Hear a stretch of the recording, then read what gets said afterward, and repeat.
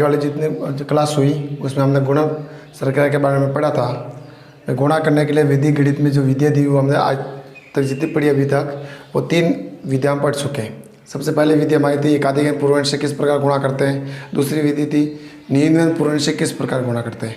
और आगे वाली जो क्लास लगी थी उसमें हमने पढ़ा था कि निकलम आधार उपाधार विधि से गुणा किस प्रकार करते हैं। आज हम पढ़ रहे हैं ऊर्ध्वव्याम से गुणा करना। ऊर्ध्वव्याम विधि से गुणा किस प्रकार। पहले तो देख लो ऊर्ध्वव्याम का मतलब होता है ऊपर नीचे और तीसरा। आपको इस प्रकार गुणा करेंगे, ऊपर नीचे और तीसरा किस प्रकार गुणा किया जाता है। दूसरी इसमें क्या, इसमें 19 संख्या गुणा करने के इसमें कोई लिमिट नहीं है। जब आपको एकाधिक पूर्वैन, नींदवैन और निकलम विधि से गुणा नहीं होता है वो गुणा हम ऊर्ध्वव्याम विधि से कर सकते हैं। और इसमें बड़ी संख्या का गुणा किया जाता है। गुणा करते समय आपको ध्यान रखना है, इसमें आपको सबसे पहले इसमें ध्यान रखना है इसमें को खंड में बांटा जाता है। खंड में बांटना पड़ता है। जैसे आपकी संख्या कोई भी दी हुई, जैसे 12 × 24, तो आपको जैसे 12 का गुणा 24 से करना है। आपको ऐसे 12 का गुणा 24 करना है।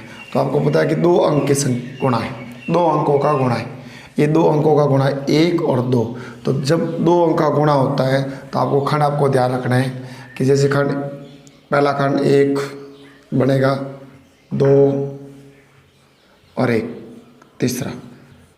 आपको इस प्रकार विशेष ध्यान रखें, जैसे 2 अंक की संख्या है तो उसके खंड 3 बनेंगे।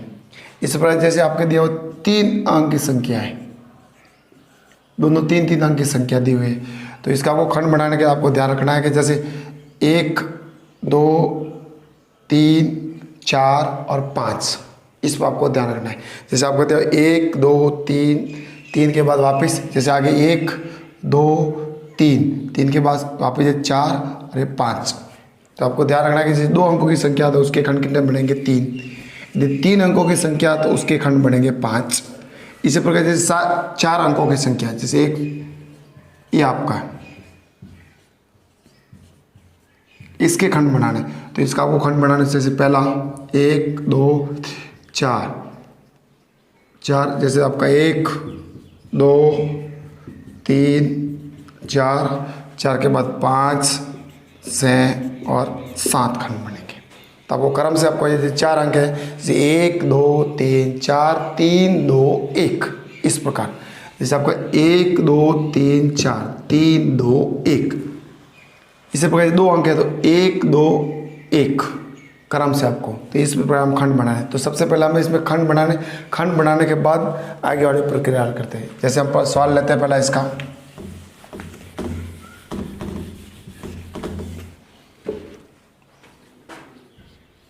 जैसे आपका दिया हुआ 123 × 142, इसका गुणा करना ऊर्ध्वव्याम से। तो हल करते समय इसमें थोड़ा विशेष ध्यान रखना। सबसे पहला हमारा काम होगा, जैसे नहीं हो तो इसमें इधर लिख सकते हैं हम 123 × 142 का गुणा करना। तो सबसे पहले होगा हमारा काम खंड प्रक्रिया। इसको ऊपर खंड में बांटेंगे। तो आपको पता है कि 3, 1, 2, 3, तो इसके खंड कितने होंगे 5। तो सबसे पहला खंड 1, 2, 3, 4, ये 5 खंड में आपको है। अब जैसे पहले खंड में आपको ध्यान रखना है, पहले खंड में आपको 1 अंक लिखना है। जैसे 1 इसके नीचे 1। दूसरे खंड में आपको जैसे इसमें से 2 लिखने, आगे से 2। तो जैसे इस दूसरे खंड में आपको लिखना 12, 14। तीसरे खंड में 123 पूरा आएगा, 142। चौथे खंड में आपको लिखना है 23, तो इसके 42। और पाँचवें खंड में आपके लास्ट वाला आएगा 3 और 2। इस प्रकार आपको 5 खंड में बांटना है। जैसे यहाँ से वापस देख लो, जैसे आपका गुणा ये है, रफ में करके बता रहा हूँ। पहले खंड में ये दोनों आएंगे, दूसरे खंड में ये दोनों आएंगे और तीसरे खंड में 3 आएंगे। फिर चौथे खंड में ये दोनों संख्या आएगी और पाँचवें खंड में लास्ट में। तो इसके 5 खंड बन रहे हैं, तो 5 आपको, तो क्रम से आपको पहले खंड में 1, दूसरे खंड में 2, तीसरे खंड में 3, चौथे खंड में 2 और 1। इसका मतलब 1, 2, 3, 2, 1। ये आपको क्रम विशेष याद रखना, कभी गलती नहीं होगी। 1 2 3 2 1, ये इस क्रम में करेंगे। क्रम करते समय आपको ध्यान रखना है इसका इससे गुणा होगा, यहाँ पर तिरछा गुणा करना है, दो संख्या तो आपको तिरछा, इसलिए इसको कर दे तिरिया। इसमें आपको ध्यान रखना लास्ट वाले से लास्ट गुणा करना है, ये या इसका इससे। इसमें आपको 2 का 2 से, 3 का 4 से, और ये आपको क्रम से लिखना है। फिर आपको इधर लिखना है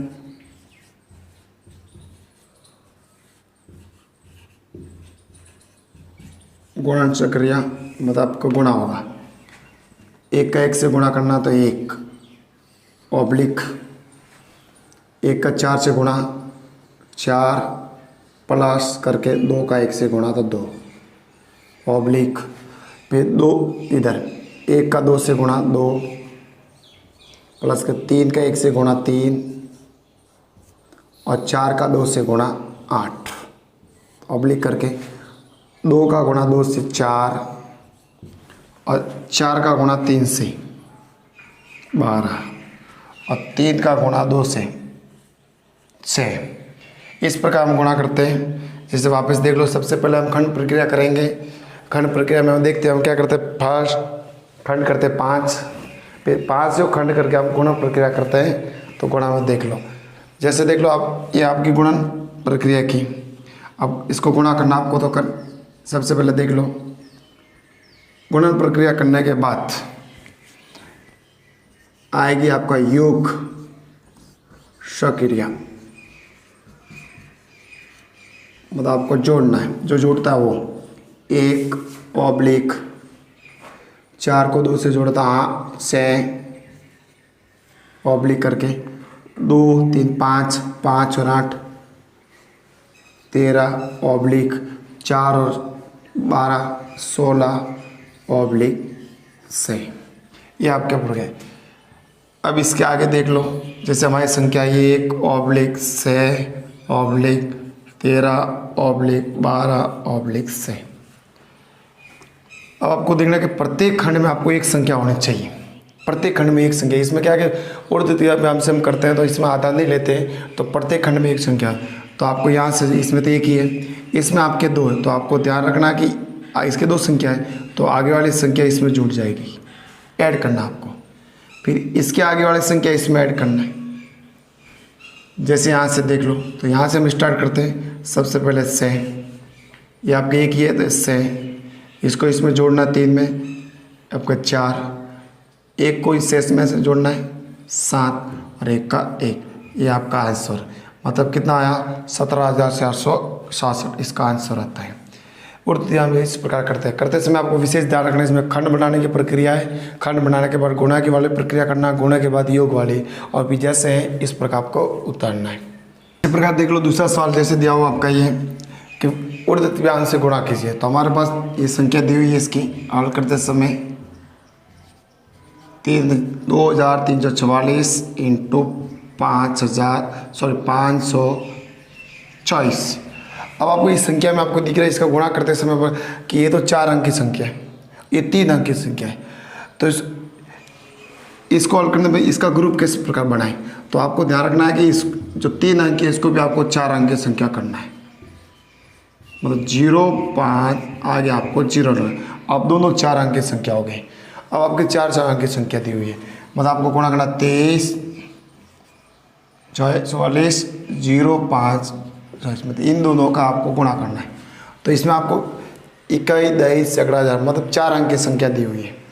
तो 4 अंक की संख्या दी, आपको इसमें खंड बनाना। तो खंड बनाने से आपको ध्यान रखना है, मतलब 1 2 3 4 के बाद 3 2 1 इस प्रकार दिया होता है। आपको खंड पहले इतने खंड निकालने के लिए, जैसे आपका 1 2 3 4 3 2 1 इस पर आपको खंड बनाना है। 4 अंक तो आपको इस प्रकार लिखा, आप गिनने खंड कितने 1 3 4 5 6 7, इसके कितने खंड बनेंगे 7। तो आपको खंड विभाजन,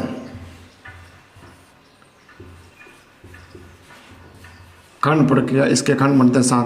पहला खंड, इसके बाद दूसरा, उसके बाद तीसरा, थोड़ा दूर दूर लिखना है, तीसरा के बाद चौथा, पाँचवा 6 और ये 7। पहले खंड में आपको पता है इन दोनों के दो एक एक अंक लेना आपको। तो पहले वाली संख्या का 2 0, उसके बाद इसके 2 23 और इसके 0 5, तीसरे वाले के 3 लेने 2 34 0 52, चौथे में आपको पूरे 4 लेना आपको 23 44 0 5 24, 5 में वापस पीछे आपको 3 दिया हुआ है 5 24, इसमें आपके 44 24 और लास्ट में आपको 4 और 4। इस प्रकार आपको खंड में विभाजित करना है। खंड में विभाजित करने के बाद आपको पता है इसका गुणा इससे होगा, इसका इन दोनों क्रॉस 3 है तो एक क्रॉस दूसरा क्रॉस ये हो जाएगा। इसमें आपको ध्यान रखना है कि दोनों में इसका इससे क्रॉस, इसका इससे क्रॉस, इसका इससे क्रॉस, इसका इससे क्रॉस, ये भी क्रॉस, ये क्रॉस इस प्रकार और इसका इससे। ये करने के बाद इसमें हम करते हैं गुणन सक्रिया, गुणन सक्रिया करना। पहले वाले में जैसे देख लो 0 का 2 से गुणा किया तो 0 ऑब्लिक, 2 का 5 से 10 प्लस 3 का 0 से 0 ऑब्लिक, 2 का 2 से 4, 0 का 4 से 0 और 3 का 5 से 15। उसके बाद इसमें 2 का 4 से आपको ये ध्यान रखना 4 अंक दिए हुए हैं तो आपको 2 से लास्ट वाले लास्ट से 2 का 4 से मतलब 8, इस 4 का 0 से 0, फिर 3 का 2 से 6 और 5 का 4 से 5 और 20। अभी तो इस खंड में 3 का 4 से 12, 4 का 5 से 20 और इसी प्रकार 4 का 8 से, 4 का 2 से तो आपको लिखना प्लस करके 3 खंड है प्लस करके इसमें 8 ऑब्लिक, इसमें 4 का 4 से 16 प्लस 4 का 2 से 8 और 4 का 4 से 16।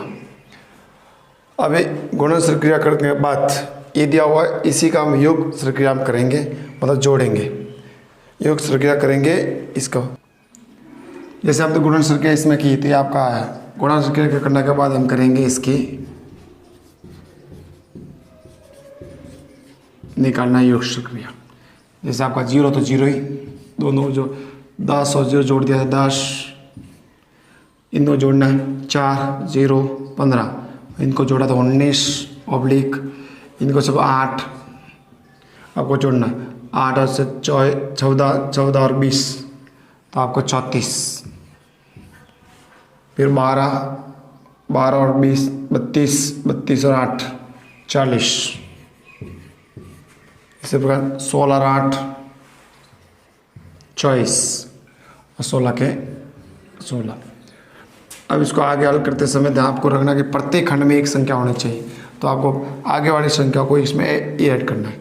जैसे देख लो तो इसको ऐड करते समय आपको इस प्रकार लिखना है 1 0 1 9 ऑब्लिक 3 4 4 0 2 4 1 से, इस प्रकार भी हम लिख सकते हैं। मतलब नीचे वाली जो संख्या है वो आगे वाली संख्या में आपको ऐड करना है, जोड़ना है।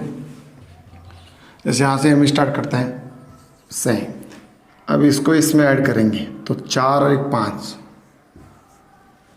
जैसे दिया हुआ ए इसमें ऐड होगा, 0 में दिया 2 ऐड हो गया तो 2, इसको इसमें 8, ये आपका जैसे 9 और 3 12 तो 2, और ये आपको 1 लेके 1 हासिल आ गया तो 2 हो गया, तो इसमें 2 ऐड होगा तो आपको 2 और ए इसमें 1 हो गया ए। इस प्रकार से इसका आंसर, तो गुणा करते हैं तो इस प्रकार हम आंसर लिखते हैं। अब वैदिक विधि से हम गुणन करेंगे। ये आपके 3 सवाल दिए हुए हैं और किस आधार पर होंगे इसका पता लगाकर हम इसको हल करेंगे। सबसे पहले सवाल दिया हुआ जैसे ये आपका 112 × 188, तो आपको पता है कि जैसे दिया हुआ है ये आपका हल होगा एकाधिकरण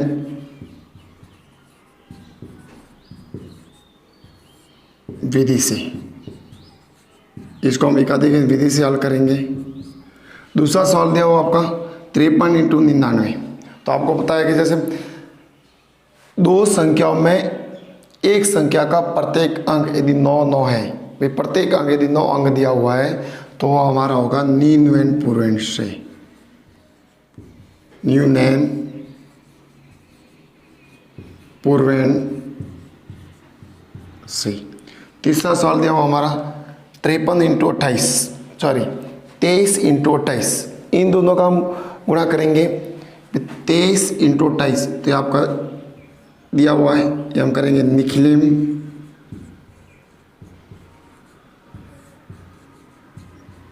विधि से। तो तीनों विधि जो हमें आगे पढ़ चुके हैं, एक बार इसका रिवीजन करते हैं तीनों विधियों का। सबसे पहला सवाल है आपका फर्स्ट 112 × 188, इसको हम हल करते हैं। तो आपको पता है कि एकाधिकरण विधि से होगा, तो एकाधिकरण हल करते समय आपको ध्यान रखना है कि जैसे देखो एकाधिकरण में आगे वाला अंक इसका निकलम अंक इसका निकलम दोनों बराबर है, मतलब निकलम अंक परस्पर समान है। पीछे वाले इसमें 12 और 88 इन दोनों का योग, जैसे देख लो 12 और 88 इन दोनों को जोड़ते हैं तो दोनों का योग 100, मतलब 10 का आधार होता है। 10 का आधार होना चाहिए। करते समय आपको ध्यान रखना है 112 × 188,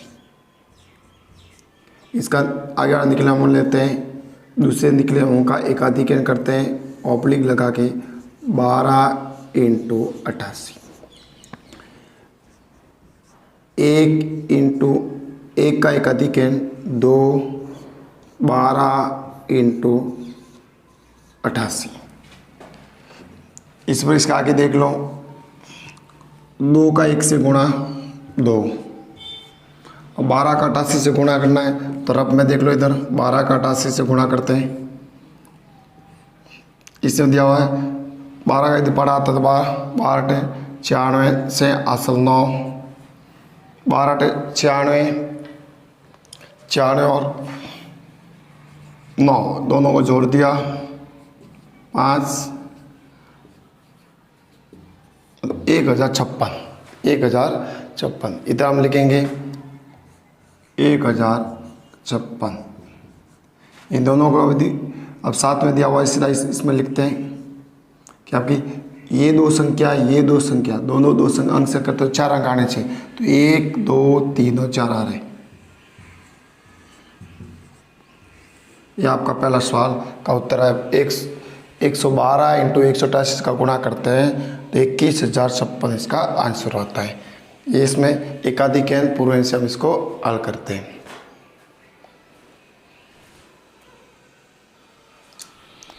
इसी प्रकार जब हम दूसरा सवाल करते हैं, ये आपका दूसरा सवाल है 53 × 99 का गुणा करते हैं तो 99 पूर्णांक से, तो किस प्रकार करते हैं देख लो इधर आगे हम पढ़ चुके हैं 53 × 99। तो आपको पता है कि 99 से करते हैं तो आपको 53 इसमें माइनस करना है 99 × 52, एक माइनस इसका मतलब एक कम हो रहा है, कम होने को कहते हैं 99। 53 में से एक माइनस किया 52, 9 में से 2 को माइनस किया 7, 9 में से 5 को माइनस किया 4, दोनों को एक साथ में लिख लिया तो ये इसका आंसर 5247। 53 और 99 एकाधिकरण पूर्णांक 99 पूर्णांक से गुणा करते हैं तो उत्तर आता है 5200 से। ये इस प्रकार वैदिक विधि से वैदिक हम 2 पढ़े। तीसरा सवाल देख लो इसमें दिया हुआ है, ये आपका तीसरा सवाल है 23 × 28 का गुणा। अब 23 × 28 का गुणा सबसे पहले देखते हैं इसमें कि एकाधिकरण सूत्र इसको हल कर सकते हैं कि नहीं कर सकते। तो हल करते समय आपको ध्यान रखना कि जैसे आगे वाला देखते हैं हम क्या इसके आगे वाला अंक 2, इसके भी आगे वाला, तो इसके निकलम अंक तो बराबर है, लेकिन जब इकाई अंक की बात करते हैं इसकी सरम अंक की, तो इसका 3 + 8 11 होता है। लेकिन एकाधिक सूत्र से हल करते समय इनका योग 10 या 10 का आधार होना चाहिए, तो इसमें एकाधिक से तो इसको हल नहीं कर सकते। दूसरा आते हैं निम्न पूर्वांक से इस सवाल को हल कर सकते कि नहीं। निम्न पूर्वांक का नियम है कि दो संख्या फर्स्ट इंटू सेकेंड, इसमें से सेकेंड संख्या का प्रत्येक अंक 9 9 9 9, मतलब प्रत्येक अंक 9 होना चाहिए। तो ऐसी स्थिति आपको यहाँ नहीं दिख रही है, तो इन दोनों विधि से तो इनको नहीं कर, इस विधि से भी नहीं कर सकते और इस विधि से। तीसरी बचती है हमारी ऊर्ध्वतीर्थ व्यायाम से, तो ऊर्ध्वतीर्थ व्यायाम से इसको हल कर सकते हैं, लेकिन इससे पहले हम निकलम विधि से भी इसको हल कर सकते हैं। तो निकलम विधि से हल करते समय आपको ध्यान रखना है, सबसे पहले इसका आधार लेते हैं। अब आधार इसका दोनों संख्या 10 के पास 10 के नज़दीक है तो 10, लेकिन 20 के आसपास दिख रही है आपको, तो इसका उपाधार ले लेते हैं। उपाधार 2 × 10, उपाधार है तो उपाधार अंक पे लिखेंगे हम। उपाधार अंक इसका हुआ 2, उसके बाद इसका लिख लेंगे विचलन, इसका विचलन हुआ 3, इसका विचलन हुआ 8, इसका विचलन 3, इसका विचलन हुआ 8, ये इस प्रकार हुआ। इसको आगे हल करते हैं तो